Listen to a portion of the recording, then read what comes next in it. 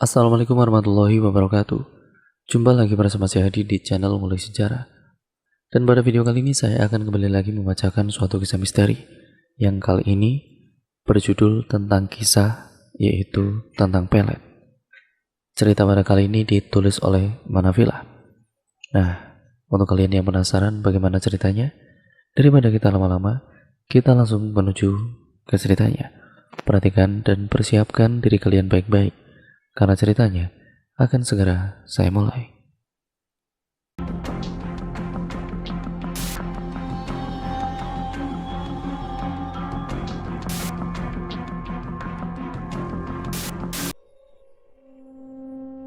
Sebuah kisah kelam yang dialami oleh seorang gadis yang bernama kita sebut saja Anissa. Gadis yang sering disapa Nisa ini harus menerima kenyataan bahwa dia dipelet oleh seorang laki-laki karena sakit hati kepadanya. Cinta membutakan mata dan hatinya hingga harus berurusan dengan setan.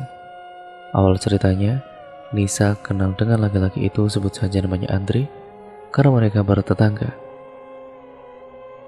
Tapi waktu Nisa menginjak di bangku SMP kelas 3, Andre baru mulai berani mendekatinya. Dari sekian banyak laki-laki yang Nisa kenal, hanya dia yang berani, karena Nisa dulu adalah anak seorang polisi yang lumayan berada juga. Sampai suatu ketika dia menghubunginya lewat pesan singkat. "Halo Nisa, maaf, siapa ya? Dapat nomorku dari siapa? Aku dapat nomor kamu dari teman kamu. Maaf ya, aku minta nomormu tidak langsung dari kamu," balasnya. Setelah beberapa pesan masuk dan Nisa balas, akhirnya mereka memutuskan untuk bertemu di taman kota jam 3 sore waktu itu. Terlihat sekumpulan remaja sedang melakukan kegiatan olahraga. Nisa melihat Andre kala itu sedikit terkesan dengan tampilannya.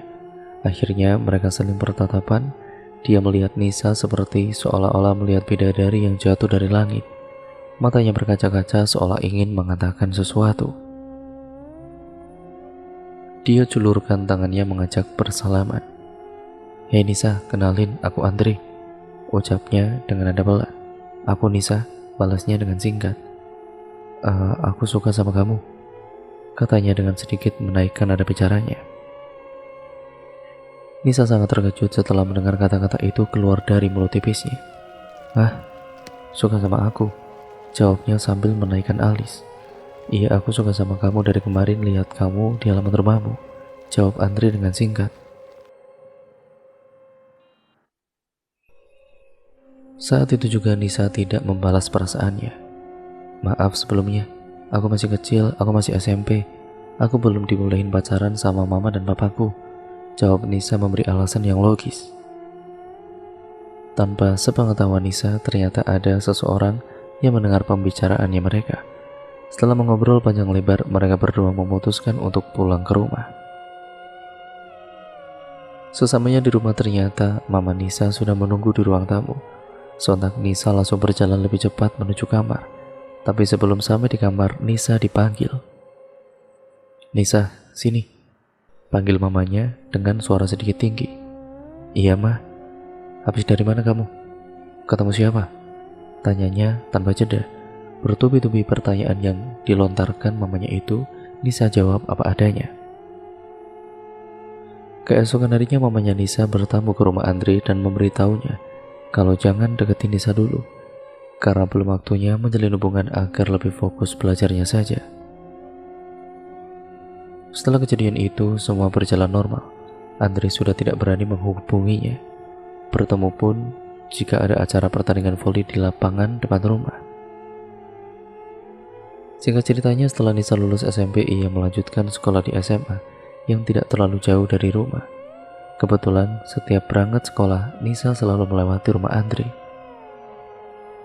Dan dari sini semuanya dimulai, di mana keluarganya Andre melancarkan aksinya.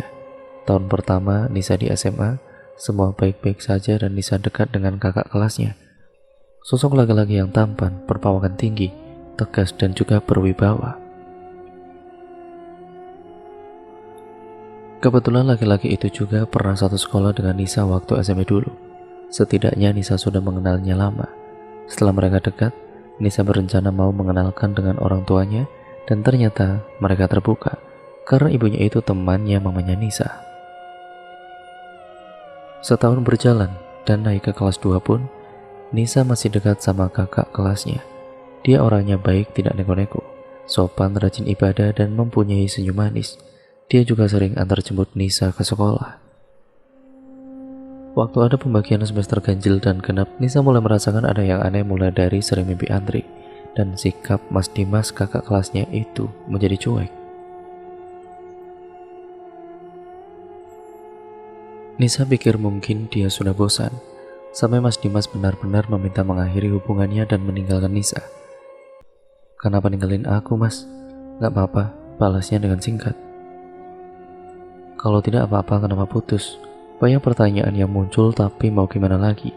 Nisa yang orangnya pantang mengemis kata-kata gombalan mencoba merelakan dan menerima kenyataan. Setelah 4 bulan berlalu, Andre menghubungi Nisa lagi dan mencoba mendekati lagi, dan bodohnya Nisa merespon. Bak sapi dicucuk moncongnya, Nisa nurut seperti terhipnotis. "Mau nggak jadi kekasihku?" Tanpa pikir panjang, Nisa mengiyakan dan akhirnya mereka menjalin hubungan. Selama kebersamaan dengan Andre, orang tuanya Nisa tidak ada yang tahu. Hanya Nisa dan keluarga Andre saja yang mengetahuinya. Karena hampir setiap hari sebelum Nisa berangkat sekolah, ia selalu sempatkan untuk mampir ke rumahnya. Setiap Nisa ke rumahnya, ia pun selalu disuguhi air atau teh, dan Nisa minum walau dalam hati. Ia tahu ada yang kurang beres, tapi Nisa nurut saja, disuruh minum ini, makan itu. Nisa ingat banget itu hari Jumat, di mana di sekolahnya selalu mengadakan sholat Jumat. Nah, setelah sholat dan juga balik ke kelas, badannya rasanya panas banget, seperti orang demam, dan mukanya merasakan memerah, keluar pentolan seperti alergi juga. Padahal Nisa tidak punya riwayat alergi makanan. Ia pun merasa mual dan lehernya rasanya sakit perih, sampai salah satu guru berkata, "Nisa, ini bukan sakit biasa," ucap Pak Mul. Sontak Nisa kaget, apa maksud Pak Mus bilang seperti itu? Tapi Nisa berusaha berpikir jernih dan segera pulang diantar teman sebangkunya. Rasa mual minta ampun. Anehnya setelah Nisa pulang dan melewati rumah Andre, badannya mendadak sehat lagi seperti sebelumnya. Setelah di rumah, Nisa langsung merebahkan badannya di kamar dan mengambil tasbih yang selalu ia pakai kalau lagi resah. "Nisa, kamu kenapa? Ada masalah apa?" tanya mamanya tiba-tiba. "Gak apa-apa kok, Ma, cuma capek aja mungkin." "Ya sudah, kirain ada apa," ucapnya lalu keluar meninggalkan kamar. Malam harinya, Nisa bermimpi didatangi seorang laki-laki dan meninggalkan sebuah pertanyaan besar. "Tinggalkan dia atau kamu celaka." Nisa yang mendapatkan mimpi tersebut langsung bangun dengan keringat bercucuran. "Ya Allah, sebenarnya apa yang sudah terjadi kepadaku? Kenapa seperti ini?" Esok paginya Andre mengirim pesan singkat. "Pagi Nisa, bagaimana keadaan kamu? Sudah mendingan?" Padahal aku tidak kabarin dia kalau aku lagi sakit. Tapi dari mana dia tahu kalau aku lagi sakit, batinnya. Nisa mencoba tetap berpikir positif. "Aku baik kok. Bisa ketemu nggak nanti sore di warnet?" ajaknya.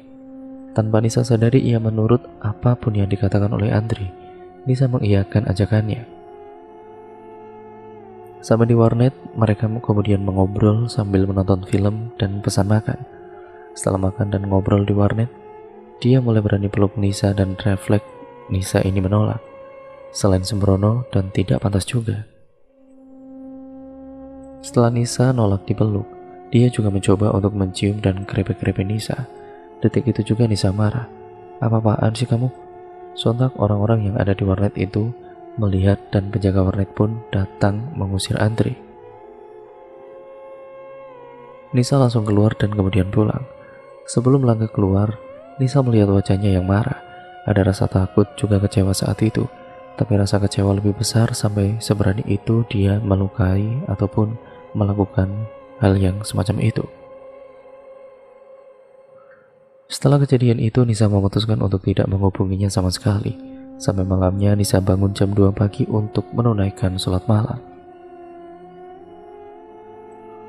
Anehnya setelah sholat, Nisa merasa seperti ada yang memperhatikan. Kamar yang tadinya adem mendadak jadi gerah penuh sesak orang. Nisa tetap coba berpikir positif, mungkin karena mau hujan suhu kamar jadi lebih panas. Ia kemudian lanjutkan berzikir sembari menunggu azan subuh. Setelah selesai sholat subuh, tiba-tiba Andre mengirim pesan. Sebelum berangkat sekolah, nanti mampir ke rumahku dulu ya. Aku mau minta maaf soal kejadian kemarin. Entah kenapa, yang mulanya Nisa kecewa mendadak luluh. Akhirnya Nisa pun ke rumahnya. Di sana dia benar-benar meminta maaf dan menyesali akan perbuatannya.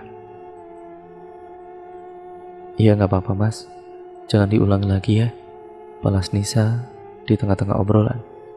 Nisa, ini aku kasih gelang buat permintaan maafku buat kamu, ucapnya tiba-tiba.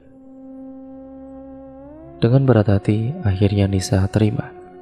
Karena Nisa orangnya yang tidak bisa menolak pemberian orang, takut menyinggung perasaannya. Nisa pakai gelangnya, mendadak jantungnya berdegup cepat sekali, seperti habis lari maraton ngos-ngosan.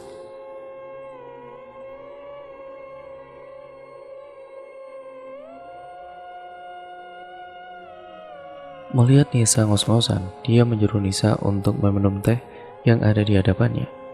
Teh yang tadinya sekilas terlihat warnanya hitam, mendadak warnanya normal seperti teh biasa tapi sama samar. Nisa mencium wangi bunga campur dupa atau kemenyan. Namun Nisa tidak hiraukan itu, mungkin salah cium. Setelah itu juga, kemudian dia pamit untuk segera pergi ke sekolah. Nisa, jangan lepasin gelangnya sampai kapanpun ya. Iya mas, jawabnya dengan singkat. Lepas di sekolah, Nisa duduk di kelas dan belum banyak yang datang. Pak Mus tiba-tiba datang dan langsung duduk di sampingnya. Beliau menanyakan keadaan Nisa dan menatap kue bakpao pemberian Andre tadi. Jangan dimakan ya duk, nanti sakit perut kalau makan makanan basi, ucapnya kemudian pergi. Nisa kemudian ternganga dengan bingung, kenapa Pak Mus bilang seperti itu? Dan betapa kagetnya, bakpao yang tadi Nisa lihat menggiurkan tiba-tiba berair dan basi. Nisa hanya bisa tertegun dan bingung ada apa ini sebenarnya. Selepas sekolah, Nisa berniat menemui Pak Mus untuk menanyakan semuanya. Namun belum juga mengucapkan satu kata, Pak Mus langsung berkata, nanti malam ke rumah Bapak aja ya Nisa, katanya. Malam harinya tanpa basa-basi, Nisa langsung memacu sepeda metiknya ke rumah Pak Mus itu. Sama di rumahnya, kemudian Nisa pun mengetuk pintu dan mengucapkan salam. Tidak lama ada sahutan dari dalam rumah, suara wanita, dan beliau adalah istri dari Pak Mus itu sendiri. Setelah dipersilakan masuk dan Pak Mus memberikan Nisa segelas air putih, beliau menyuruh Nisa meminum air putih itu sampai habis.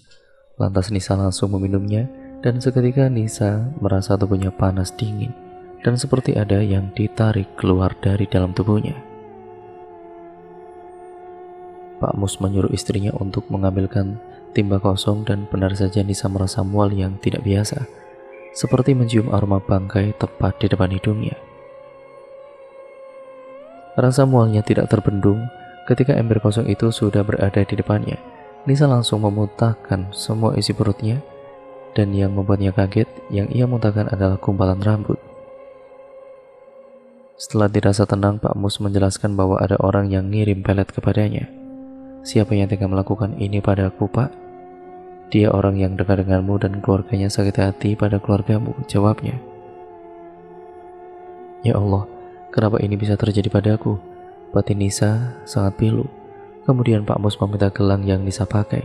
Gelang pemberian Andre. Nisa lalu memberikannya dan beliau membawa gelang tersebut. Sesaat setelahnya Pak Mus kembali dengan bungkusan putih, dan di dalam bungkusan itu adalah gelang yang Nisa pakai. Jangan dipakai ya gelangnya ini, bahaya nanti bisa sakit, katanya.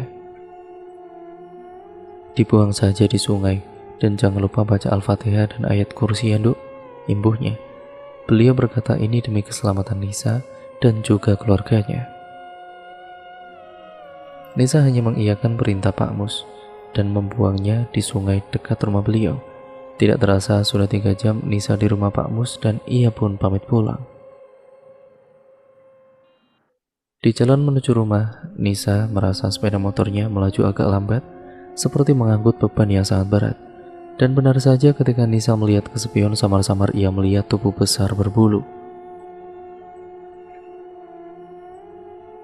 Nisa merinding luar biasa. Tubuhnya berkeringat tapi ia berusaha untuk tenang agar tidak terjatuh dari sepeda motornya. Sesampainya di rumah, Nisa melihat ada 2 mobil terparkir di halaman rumah dan ternyata saudaranya datang. Di tengah-tengah serunya obrolan, Nisa masuk dan menyalami saudaranya satu persatu. Ketika Nisa hendak menyalami Tante Lisa, tiba-tiba anaknya menangis histeris. Hanif berumur 4 tahun itu. Hanif itu menangis histeris sambil menunjuk ke arahnya. Takut mah, Dedek takut. Ada om besar banyak bulunya itu melotot ke arah Dedek, rengeknya. Nisa heran dan ingat apa itu yang ia lihat tadi. Tapi Tante Lisa berkilah bahwa Hanif hanya berhalusinasi karena lelah. Tapi Nisa tahu kalau Hanif ada yang istimewa. Itu karena Hanif sudah bisa lancar baca Al-Quran waktu umur 2,5 tahun. Dan kata suami Tante Lisa, Hanif juga bisa melihat hal gaib. Jadi tidak jarang Hanif suka tiba-tiba menangis histeris sendirian. Nisa pun kemudian pamit meninggalkan saudaranya pergi ke kamar untuk berganti pakaian. Saat Nisa berganti pakaian, ia merasakan hembusan napas di punggungnya. Ia teringat hal yang dilihat tadi waktu di jalan pulang. Nisa pun menepis jauh perasaan itu dan segera keluar menemui saudaranya. Tidak lama berbincang, mereka pamit untuk pulang. Hanif tetap memandang Nisa dengan perasaan takut dan curi-curi pandang saat melihat ke arahnya. Nisa yang heran campur takut tetap mencoba tersenyum seperti biasa kepada semua saudaranya. Setelah mereka pulang, Mama lantas segera menghampirinya. Jujur, kamu dari mana tadi? Sama siapa? Tanya mamanya memojokkan. Dengan wajah pasrah, Nisa menceritakan semua pada mamanya. Mulai awal ia putus dengan Mas Dimas, sampai Nisa kembali dengan Andri. Aku habis ketemu sama Pak Musma. Beliau yang menolongku. Mamanya Nisa pun kaget dan marah pada Nisa. Sampai pagi pun enggan menyapa. Ketika akan berangkat, ada pesan masuk dari Andri. Nisa, bisa ke rumah enggak? Aku lagi sakit. Suruhnya dalam pesan. Nisa pun berangkat dan tidak menghiraukan pesan itu. Entah kenapa ia sama sekali tidak ingin melihatnya hari itu. Sampai di sekolah, Andri terus-menerus mengirim pesan agar ia menemuinya. Dengan hati yang jengkel, Nisa pun mengiyakan keinginannya. Namun ada perasaan yang mengganjal dalam hatinya. Sampai bel pulang sekolah pun berbunyi. Saat Nisa bersiap akan berjalan ke parkiran motor, Pak Mus memanggilnya dan memberikan air mineral. Nisa, ini airnya diminum sesaat sebelum kamu masuk ke rumah laki-laki itu. Jangan makan atau minum apapun, dan jika kamu merasa kepanasan atau mual saat di rumahnya, segeralah pulang, mandi dan mencuci semua pakaian yang kamu pakai sekarang itu. Panjang lebar Pak Mus menjelaskan. Bagaimana Pak Mus tahu kalau aku akan ke rumahnya dan apa maksudnya? Tanyanya penasaran. Sudah jalankan saja perintah Bapak ya. Itu juga buat keselamatan kamu. Jawabnya. Nisa hanya mengangguk dan mengucapkan banyak terima kasih. Ketika sampai di rumah Andri, Nisa pun langsung meminum air pemberian Pak Mus. Benar saja belum 10 menit Nisa di dalam rumahnya, ia merasakan mual seperti dalam angkutan umum yang penuh sesak. Segera Nisa pamit pulang, namun ibunya perlahan menahannya dan kemudian menyuruh Nisa minum teh yang beliau buat. Tapi Nisa berdalih bahwa mamanya telah menyuruhnya untuk pulang. Rasa mualnya semakin menjadi saat Nisa melihat penampakan samar-samar dari dapur yang arahnya lurus dengan pintu keluar. Penampakan yang sama dengan yang Hanif lihat itu, makhluk besar berbulu dan matanya melotot. Tubuhnya Nisa langsung merinding hebat dan cepat ia memacu motornya. Sampai di rumah, Nisa langsung mandi dan mencuci seragam sekolahnya dan menjemurnya. Singkat ceritanya, di dalam tidur Nisa bermimpi ia sedang dipeluk oleh makhluk berbulu besar dan kemudian bermata merah. Makhluk itu membelai rambutnya dan Nisa melihat Andre tertawa bahagia melihat ke arahnya yang sedang didekap oleh makhluk itu. Lalu Nisa terbangun karena mamanya mengguncang-guncangkan tubuhnya. Mamanya melihat Nisa seperti orang yang diikat dan meronta-ronta. Keringat membasahi tubuhnya. "Kamu kenapa sih, Nak?" tanya mamanya panik. "Syukurlah aku dibangunkan Mama," batinnya. "Aku mimpi buruk, Mah. Makanya baca doa biar gak diikat sama setan," ucapnya. Nisa hanya tersenyum walau dibalut rasa takut. Nisa yang semakin gelisah memikirkan mimpi itu langsung mengambil handphone dan mengirimkan pesan kepada Pak Mus. Beliau mengatakan agar Nisa menemui sosok di ruang BK saat bel istirahat. Setelah bel istirahat berbunyi, Nisa langsung menemui Pak Mus. Di situ Nisa langsung menceritakan mimpinya dan ketika ia berada di rumah Andre, tiba-tiba raut wajah Pak Mus memerah. "Ini sudah kelewatan," pungkasnya. "Lalu arti dari mimpi itu apa, Pak?" tanya Nisa penasaran. "Nanti saya kasih tahu, Nis, belum waktunya," balasnya yang membuat Nisa semakin penasaran.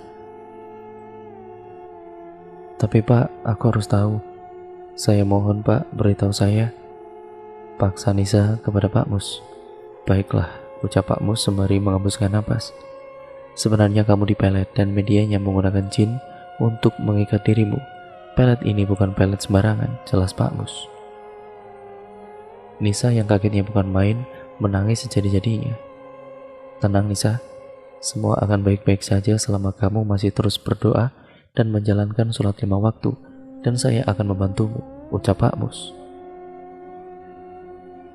Nisa mencoba tenang walau dalam hati tidak karuan. Ia kembali ke dalam kelas dan tidak henti-hentinya memikirkan hal yang dikatakan oleh Pak Mus tadi. Nisa hanya bingung kenapa hal ini terjadi padanya, apa salahnya. Sampai bel masuk pun Nisa tetap melamun. Hingga guru datang dan mengajar, Nisa masih melamun. Singkat ceritanya bel pulang telah berbunyi, Nisa pun pulang ke rumah. Entah kenapa saat di rumah, Nisa ini merasa tubuhnya sangat berat seperti ada yang ia gendong. Matanya tiba-tiba mengantuk dan Nisa tertidur di kamar saat itu juga tanpa melepas seragamnya. Mamanya panik karena Nisa belum juga bangun hingga menjelang maghrib. Kemudian mamanya mengajak papanya Nisa untuk bawa Nisa ke rumah Pak Haji Indro. Sebelum berangkat, mamanya Nisa telepon Haji Indro dan Pak Haji bilang agar cepat membawa Nisa sebelum terlambat. Di dalam tidurnya Nisa bermimpi lagi tentang Andre yang menangis karena Nisa akan pergi. Seakan dia menyesal telah melakukan ini kepadanya. Tapi Nisa mendengar ada suara lain. "Sudah terlambat. Wanita ini milikku sekarang." Dalam mimpi Nisa terkejut ketika melihat sosok makhluk besar dan berbulu menyeringai kepadanya. Sosok itu memegang rantai besar dan rantai itu ada di pergelangan kakinya Nisa. Nisa meronta, ingin kabur tapi tidak bisa. Ia berteriak tapi tidak ada siapapun kecuali Andre dan sosok itu. Mama semakin panik karena di perjalanan menuju rumah Haji Indro, tubuhnya Nisa kejang-kejang dan Nisa berteriak meminta tolong. Mungkin karena dalam mimpi Nisa mencoba ingin lepas dari makhluk itu. Hampir setengah jam tubuhnya tidak berhenti kejang-kejang dan tibalah mereka di rumah Haji Indro. Beliau langsung menyambut kedatangannya dan juga mama papanya Nisa. Di sana Pak Haji menyuruh papanya Nisa untuk langsung membawa Nisa ke dalam masjid yang kebetulan di rumahnya Pak Haji terdapat masjid yang umum yang lumayan cukup besar. Sesamanya di dalam masjid, tubuhnya Nisa direbahkan lalu diikat dengan tali rotan. Ketika Pak Haji membacakan ayat suci Al-Quran, tubuhnya Nisa kembali kejang tidak karuan. Tapi di dalam mimpi, Nisa mendengar lantunan ayat suci yang dibacakan dan beliau mencoba memanggil nama Nisa, mencoba berkomunikasi pada Nisa. Tapi sosok itu marah karena ada yang mengganggunya. Sosok itu kemudian melotot ke arah Nisa seakan-akan ingin menerkamnya. Namun seketika ada cahaya yang membuat sosok itu kepanasan dan merasa kesakitan. Tidak berhenti di situ, sosok itu mencoba melawan tapi kewalahan, dan ia meminta ampun. Rantai yang membelenggu kaki Nisa pun kemudian lepas. Tiba-tiba ada yang memegang tangannya Nisa dan seakan-akan ingin membawanya pergi. "Ayo Nduk, pulang, tempatmu bukan di sini. Pulang ya Cak Ayu." Begitu ucapan yang Nisa dengar. Tidak lama kemudian Nisa tersadar. Melihat mama dan papanya, seketika Nisa menangis, sedih dan takut. Mereka berdua tidak henti-hentinya memeluk Nisa dan kemudian mengucap syukur karena Nisa telah sadar kembali. "Alhamdulillah, saya belum terlambat. Telat sedikit saja mungkin nyawa Cak Ayu ini tidak tertolong," ucap Pak Haji menyela. "Cak Ayu, berarti suara yang aku dengar adalah suara Haji Indro," batinnya. Beliau menjelaskan semua mulai dari siapa yang melakukan ini dan apa alasannya mereka berbuat seperti ini. Bahwa laki-laki yang menyukaimu marah karena kamu menolaknya, karena itu dia melakukannya karena sakit hati. Setelah tahu kalau kamu dekat dengan pria lain, kemudian laki-laki itu bercerita kepada kakeknya yang sekaligus dukun. Kemudian kakek itu membantunya agar kamu dipelet dan dia bisa memilikimu sepenuhnya. Tunduk sama dia atas ucapannya, tapi langkah yang ditemuinya salah. Jelas panjang lebar Pak Haji. Semua yang dijelaskan Pak Haji membuat Nisa kecewa, marah dan takut. Padahal Nisa telah menjelaskannya baik-baik di awal bahwa dulu dia masih SMP dan tidak boleh pacaran. Akhirnya Nisa dan mama papanya pamit pulang. Sebelum pulang Pak Haji mengingatkan Nisa agar tidak berhenti sholat dan berdoa kepada Sang Pencipta. Nisa pun mengiyakan pesan Pak Haji dan mengucapkan terima kasih. Sesamanya di rumah, mamanya menyuruh Nisa mandi dan sholat. Selesai sholat, Nisa masih bergelut dengan rasa kecewa, marah dan takut. Ia tidak habis pikir, kenapa setega ini dia melakukannya. Tidak lama ada panggilan masuk dari Andre. Tanpa basa-basi, Nisa pun langsung meluapkan semua amarahnya, semua rasa kecewanya. Dia hanya diam dan berkali-kali kemudian minta maaf. Nisa yang sudah kecewa memberinya syarat. Nisa akan memaafkannya, tapi ia memintanya untuk tidak menghubungi atau mengajak Nisa bertemu kembali. Ia pun setuju dan hubungan mereka pun akhirnya berakhir. Sebulan setelah kejadian itu, kakeknya yang memelet Nisa menjadi gila. Dia seperti orang ketakutan layaknya dikejar-kejar oleh setan. Dan ketika kakek itu berpapasan dengan Nisa, dia berteriak histeris dan kemudian meminta ampun. Mungkin ini adalah karma yang harus dia terima atas semua perbuatannya. Dan yang Nisa dengar kemarin bahwa kakeknya Andre jatuh sakit. Entah sakit apa, tapi semoga kakek itu lekas membaik dan kembali ke jalan yang benar. Dan untuk Andre semoga bahagia dengan pasangannya yang sekarang. Dan cerita pun akhirnya selesai di sini ya teman-teman. Berikut merupakan pengalaman nyata yang ditulis oleh narasumber yang akhirnya ditulis oleh Manafila yang saya bacakan di sini. Untuk kalian yang memiliki pengalaman horor atau kisah mistis lainnya, kalian bisa kirimkan cerita kalian melalui alamat email kami yang tertera di kolom deskripsi video kali ini. Jangan lupa untuk kalian like, comment, dan share serta subscribe channel ini ya teman-teman sebanyak-banyaknya. Untuk kalian yang belum subscribe juga, dan nyalakan tombol lonceng notifikasinya agar kalian berlangganan channel ini dan akan terus mendapatkan notifikasi video terbaru dari channel ini juga. Terima kasih atas dukungan kalian selama ini. Karena dukungan kalian, channel ini bisa sampai sekarang ini. Oh ya, banyak pembelajaran juga yang dapat kita ambil, yang dapat kita petik hikmahnya, ataupun nilai-nilai positifnya, ataupun intinya sesuatu yang baik yang berasal dari cerita ini ataupun pengalaman ini ya teman-teman. Kalian bisa ambil yang baik-baik, yang buruk kalian buang jauh-jauh. Dan jadikan itu semua pembelajaran untuk kita semua, agar kita menjadi manusia yang jauh lebih baik lagi ke depannya dalam menjalani kehidupan ini. Dan semoga kita diberikan kelancaran dan juga keselamatan dimanapun kita berada. Sekian, terima kasih. Video ini saya akhiri, kurang lebihnya mohon maaf apabila banyak kesalahan ataupun narasi saya mungkin kurang cepat ataupun mungkin terlalu cepat atau bahkan mungkin terlalu lambat. Dan mungkin ada banyak salah kata yang saya lakukan dalam membacakan narasi video ini. Saya mohon maaf sebesar-besarnya. Dan sekian, wassalamualaikum warahmatullahi wabarakatuh.